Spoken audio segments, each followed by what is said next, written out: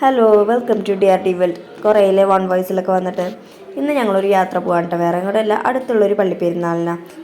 ഞങ്ങളുടെ ഏരിയയിൽ ക്രിസ്ത്യൻസ് വളരെ കുറവാട്ടോ. അപ്പോൾ ചെറിയൊരു ഇടവകയാണത്. അവിടെ പള്ളിപ്പെരുന്നാളായിരുന്നു. ഞങ്ങൾക്ക് വലിയ ഐഡിയ ഒന്നും ഇല്ല ഇതിനെ പറ്റിയിട്ട്. എപ്പോഴാണ് എന്താ എങ്ങനെയാണ് പ്രോഗ്രാംസുകൾ ഉണ്ടോയെന്നൊന്നും അറിയില്ല. ഒരു ഐഡിയ വെച്ചിട്ട് അങ്ങോട്ട് പോയി. അങ്ങനെ ഞങ്ങൾ പള്ളിയിൽ കയറി പ്രാർത്ഥിച്ചു.